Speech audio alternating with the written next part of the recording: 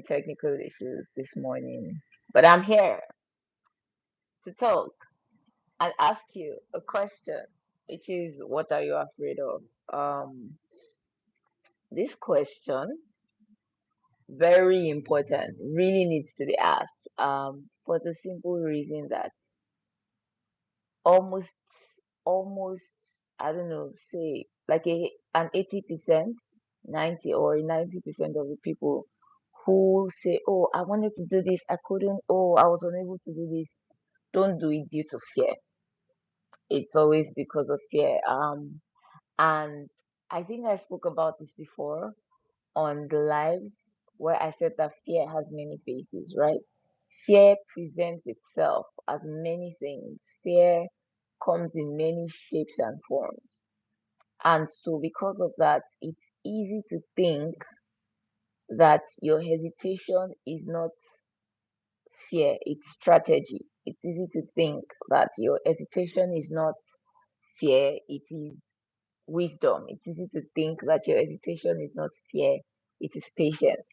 It's easy to think that your hesitation is not fear, it is process. In fact, there are many names and tags you can give to fear when the truth is you're just scared. And the first way, the first way to track this is to ask yourself the question, what's the one thing that I would really love to do? What's the one thing that if I were gonna die tomorrow and I never got to do, it would really hurt? That's where you start from. That question tells you all you need to know. That the answer rather to the question will tell you all you need to know. The answer to the question will tell you every single thing you need to know. It will tell you that you've not been waiting for the right time, you've just been scared. It will tell you that you've not been planning, strategizing. You've just been scared. You've just been scared. And you cannot afford to let fear stop you. And I'm saying, even if whatever it is you're going to do is not is not at the level, it doesn't come out how you imagine. It never does when you start. But you can't let fear stop you from starting, is my point.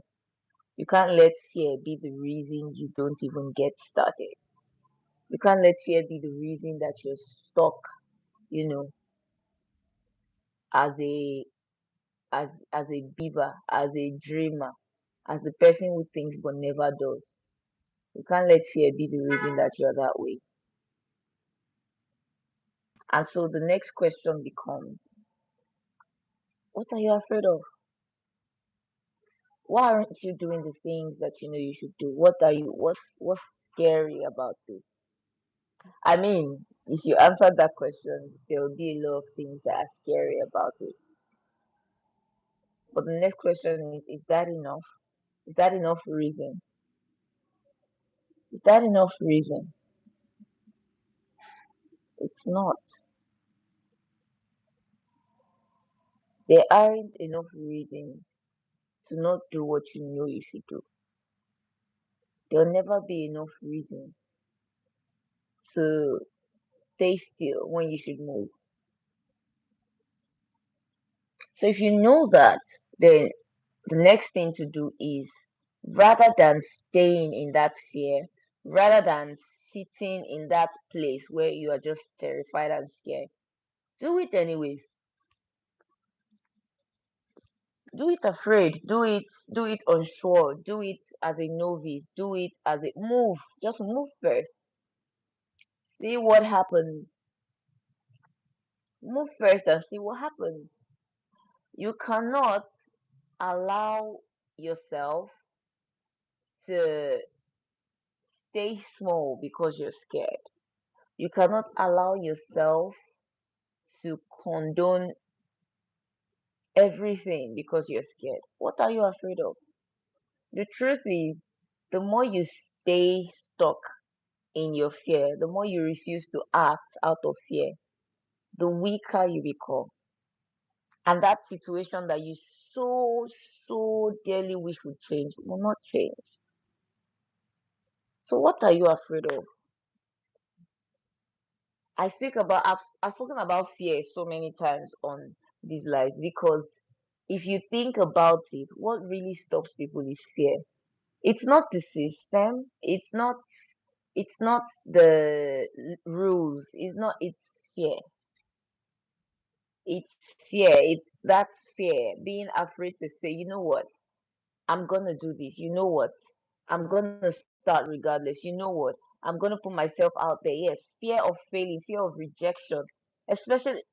Thank you so much. Right, you're right on the money. Fear of rejection. Some people don't ever want to hear no because if you hear no, you think that then it means I'm not good enough, and that's not true. That's not true. You will grow from the worst. So my mindset on this is the worst anybody can say to me is no, and no is not a rejection of me as a person. So if I put a workout, if I send a proposal, if I make a video, if I put something out, hi, good afternoon to you from Papua New Guinea. Good afternoon to you. I hope you're doing great today. I hope you're having a fantastic Monday. If I put out a proposal, if I send a pitch, if I submit an idea and it's rejected, it's not a rejection of me. They are not rejecting me. They are rejecting the idea. And it does not mean that I am a low quality person. It means the idea doesn't work. It's two different things. A lot of times we take rejection to mean as a personal reflection of how they see us. That's not true. Yes, you grow and learn from your failures. You do. I'm doing great, Ismail. Thank you. I hope you're doing great as well. You grow and learn from your rejection is supposed to be a stepping stone. It's something that you see and you're like, so this is what not to do next time. But if you're so afraid to start, you don't even know what not to do. You won't know what to do. You won't know what not to do. You won't know which path is right and which path is not because you've not even tried. So fear cannot be a part of our lives. And even if it is, it's okay to do it even when you're scared. It's okay to be shivering and go up to that office and tell them, I have this idea. I want us to work together. It's okay to be terrified and, turn on your camera and do a live stream. I'm not talking about myself. I'm just saying. In martial arts, we learn from our losses more than our victories. Yes, that's true. That's true. I once used to learn boxing, and so I learned how not to fight from losing a lot of fights. That's true. Losing a lot of sparring sessions. You learn what not to do by doing. You learn that this doesn't work after having tried it. So if you don't try it, you're never gonna know whether it works or not. You're never going to know. I box. I used to way back, very long time ago. I don't think I can anymore. This was back in um 2014. Yes, so it's a really long time ago. Really, really long time ago, right? And so it's if you do, you learn what not to do in the course of doing. If you study a certain way, you're not assimilating. You learn, yes. I mean, I still have my form and all, but I feel like the punches are not as strong anymore and the speed is totally gone. There's definitely no speed anymore. I'm not as fast. I used to be much faster. I know, yeah, but it's still there. It's still there somewhere. It's just not as sharp as it used to be. So, it's if you've done something twice, three times, four times, you learn what not to do. And this is why people get better. So if you're afraid of starting in the first place, you're never going to get better. The only way to go from beginner to expert is to do things like a beginner. Start. It'll be crappy. The presentation will be wonky. The use of words might be weird. The packaging might not be so great. and then you go again, and then you go again, and then you go again. And yes, you feel you, oh my gosh, you are right on the mark. You're saying the exact thing that I want to say. You fail your way to success. You fail and fail and fail, and then you succeed. It just somehow comes more naturally. You just see that you're able to do it better. You just find that it's not so hard anymore. The people in this world that do hard things they were not born into it. They started and then worked their way, and then it doesn't get easier. What happens is you get better, you get stronger. So if it's whether it's waking up early to exercise, whether it's studying, whether it's creating stuff, or any skill, writing, beauty, whatever skill it is, designing, programming, whatever it is, you start, it's difficult. You continue. It's not that doing it is now easier. It's not that the thing in itself rather is now easier. It's that doing it has become easier for you because you have grown by doing. You have grown, you've learned from mistakes. You've gone from spending 2 weeks trying to figure out a bug to spending a couple hours to spending minutes on it. But that happens, that's the growth process.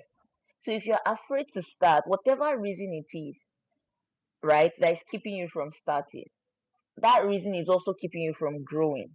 Because if you don't start, you don't grow. And my favorite illustration for growth is always children. It's always going to be babies.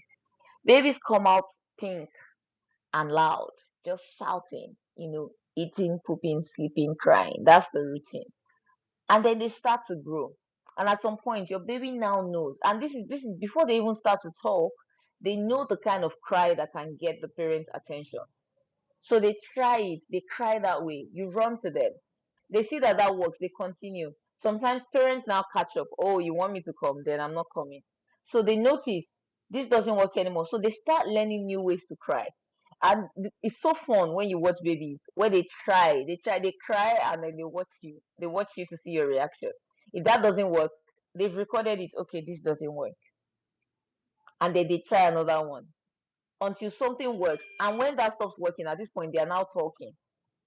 So they know to come and say, Mommy, and they point at something, and you're just like, what happened? What happened? What happened?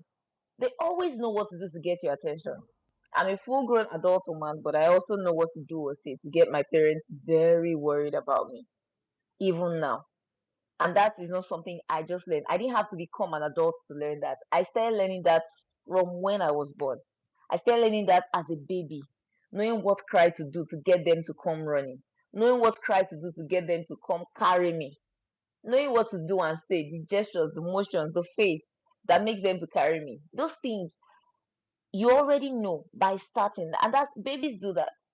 Another way babies teach me is when they try to walk. I will never get over it. Babies will stand up and fall down, and stand up and fall down, and stand up and fall down, and keep standing up until they can stand. You have a baby one day, you just see the baby walking. At night, you leave them in their beds. That's what they are doing. They wake up in the middle of the night, they practice standing up and falling down. Until one day the baby can stand, and then one day he can walk. But the thing that we do when we grow up is something has taken away that childhood resilience. So if you stand up and fall down 2 times, 3 times, you're like, I don't think that I should be trying to stand. It's risky. And then you stop standing. No. And now you stop standing not because you will never get to stand, but because you're now scared of the pain from the fall. You're now scared of what falling will do to you. You're not scared of that experience of falling. Like it might come. And so because you know it might come, you don't even want to experience it anymore. And that's why I say babies are just the best. They are one of the best teachers for me. That baby will try to walk, they will trip over their feet, they'll fall down, they might even cry, wail, scream, stand up again, and keep going. Yes, it will keep you there if you let it. So you have to be the person who says, you know what? Yeah, I fell down, so now I know what not to do. The only thing that is a problem, the only reason that the stress, the pain, the being stuck, the delays will continue. Is if you don't learn from the previous fall. If you don't learn from the previous fall. And for babies, that's what they do. They learn. They know how to shift their center of gravity. They are learning how to manage their weight. They are learning, and so that's why you see them sometimes. They are rocking on their feet like this, trying until they get the right, you know, the right balance. And so you need to keep doing that. You need to keep trying. You need to keep trying. You need to keep trying. You cannot afford to stay down. If another thing that is making you scared is comparison, you need to stop that right now. And I know this because I am a veteran at this. I am experienced. I am an expert comparer, for lack of a better word. I always used to do that, compare myself to other people. I always used to place myself against other people. What that does, again, I noticed that I said against. I'm not saying you can't admire someone and say, oh, I want to do that. Yes, because life will knock you down and keep you there. Oh, I already read that. I just saw it again. I thought I'd not read it.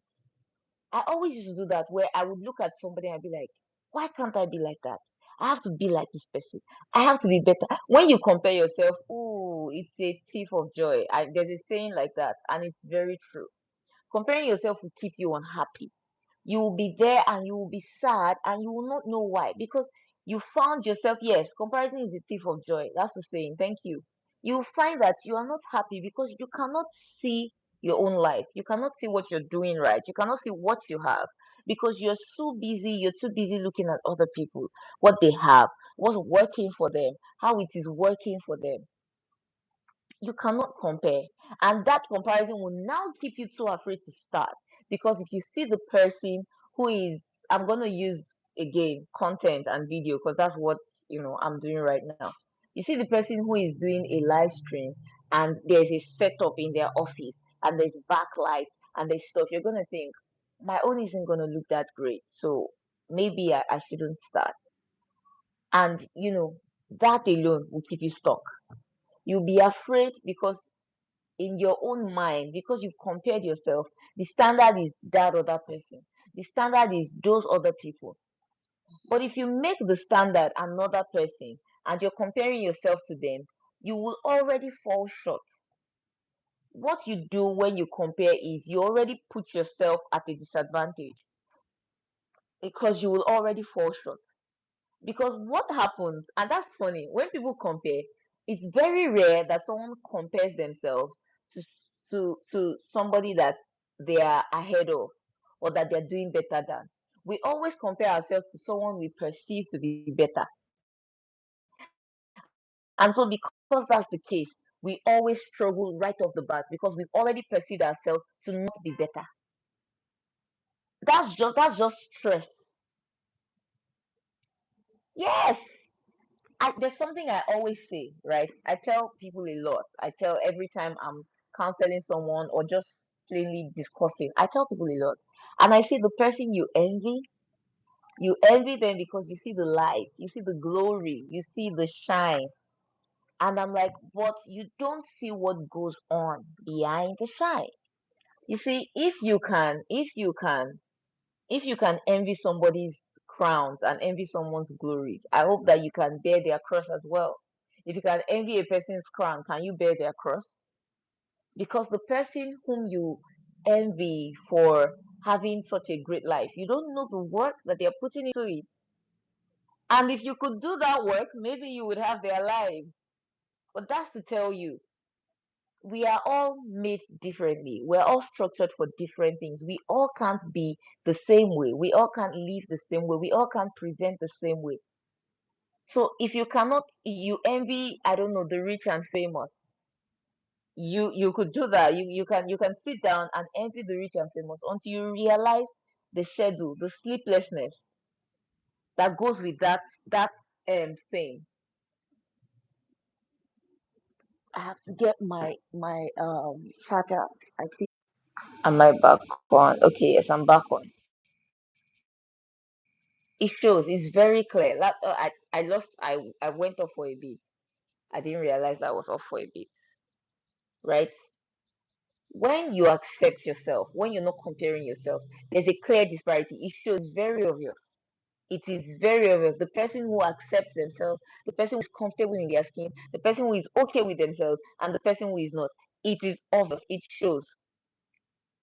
And so, if you're doing anything with that fear, that resistance to even yourself, it will be obvious. If you're trying to sell something, you're trying to sell